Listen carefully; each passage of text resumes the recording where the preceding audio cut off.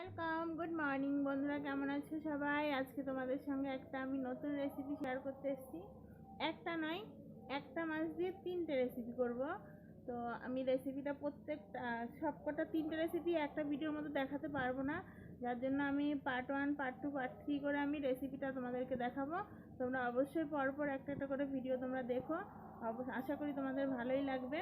যেটুকু আমি আমার সামর্থ্য আছে তোমাদেরকে অবশ্যই আমি ভালো লাগার মতো রেসিপিটা করব, ভালো লাগার মতো ভিডিওটা বানাবো। তোমরা পাশে থেকো, লাইক কমেন্ট শেয়ার করো, আমার আইডিটা সাবস্ক্রাইব করো ভালো লাগলে। তো দেখো আমি কি দিয়ে আজকে কি রেসিপি করব অবশ্যই তোমাদেরকে দেখাচ্ছি। এই যে দেখো, একটা মাছ দিয়ে 3টে রেসিপি করব। মাছ কেটে ধোয়া হয়ে গেছে, দুর্ভাগ্যবশত মাছটা তোমাদেরকে গোটা দেখাতে পারলাম না।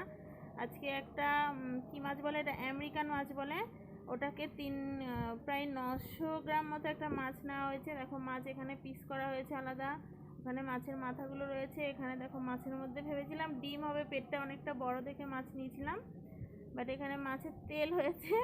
তো এই মাছটা দিয়ে তোমাদেরকে 3টে রেসিপি করে দেখাবো। তো দেখো 3টে রেসিপির জন্য আমি 3 ভাগ করে নেব মাছগুলোকে। এই যে মাছটা আলাদা থাকবে, আর এটা হচ্ছে মাছের তেলটা, এটাকে আলাদা করব, অনেকটা তেল হয়েছে।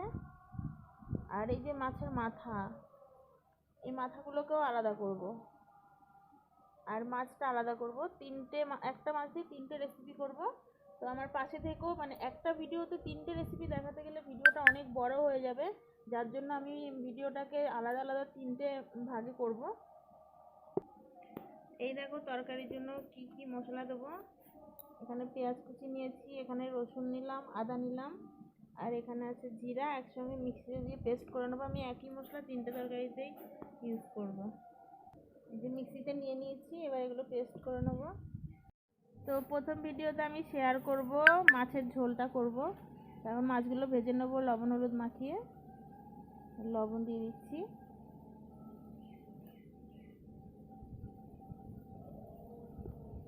দেখো লবণ হলুদ দিয়ে নিয়েছি। এবার মেখে মাছগুলো ভাজা করে নেবো প্রথমে।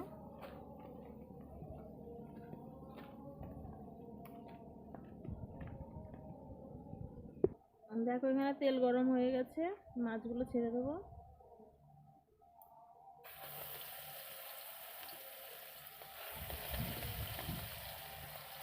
বৃষ্টি আসবে মনে হচ্ছে, প্রচন্ড মেঘ ডাকছে। একসঙ্গেই দিয়ে দিই, বাবারই মাছ ফুটছে।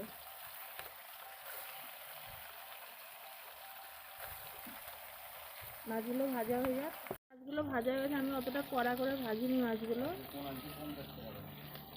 বেশি কড়া করে ভাজলে ভালো লাগে না, হালকা করেই ভেজেছি। নামিয়ে নেবো মাছগুলো। এই যে দেখো মাছগুলো ভাজা হয়ে গেছে, মাছের পিসগুলো একদম ছোটো ছোটো হয়ে গেছে ভাজার পরে। এদিকে কড়াইতে তেল, আর একটু হালকা তেল দিয়ে দিয়েছি, ওই তেলের মধ্যে আমি এখন পেঁয়াজ কুচি দিয়ে দেবো।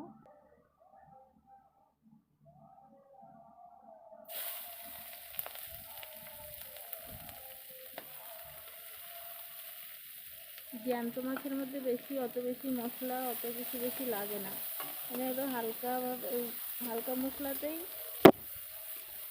ঝোলটা বানাবো মাছের। লবণ হলুদ দিয়ে দেবো, এই যে লবণ,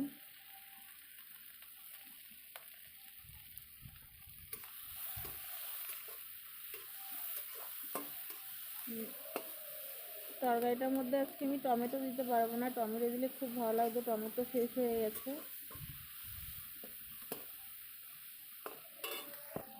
দিয়ে দেবো হলুদ গুঁড়ো,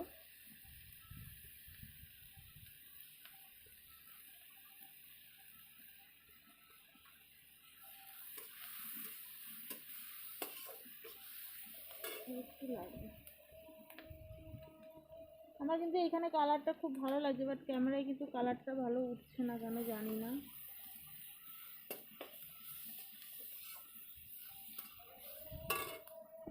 দেখো এখানে আমি মশলাটা পেস্ট করা হয়ে গেছে। তো 3টে তরকারি মশলা আমি একসঙ্গে করা আছে, এখান থেকে অল্প মশলা আমি এখানে দিয়ে দেবো।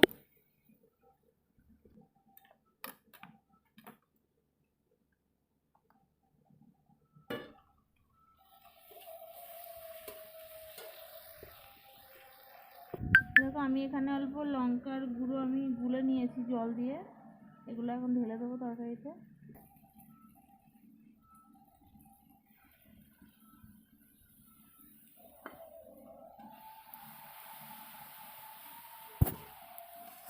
মশলাটা ভালো করে কষাতে হবে। অল্প একটু জল দিয়েছি মশলার মধ্যে, মশলাটা ভালো করে কষিয়ে নেব। মশলাটা কষানো হয়ে গেছে, জল দিয়ে দেবো এবারে।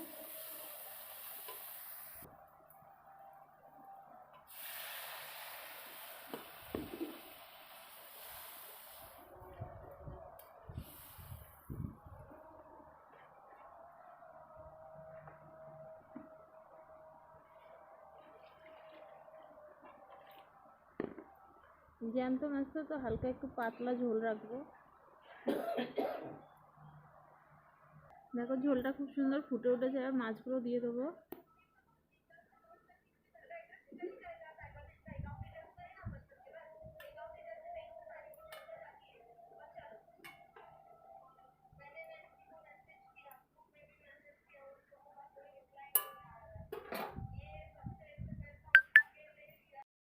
এই দেখো বন্ধুরা, আমার তরকারিটা হয়ে গেছে, পাতলা করে মাছের ঝোল রেখেছি,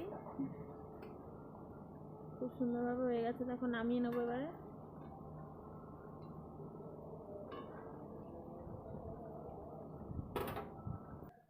এ দেখো হয়ে গেছে, মাছের ঝোলটা নামিয়ে নিয়েছি, পাতলা করে ঝোল রেখেছি। দেখো কতটা সুন্দর লাগছে দেখতে।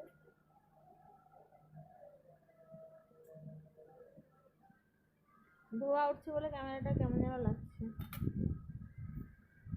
তো আমার এই রেসিপিটা এখানেই শেষ করলাম। ভালো থেকো সবাই।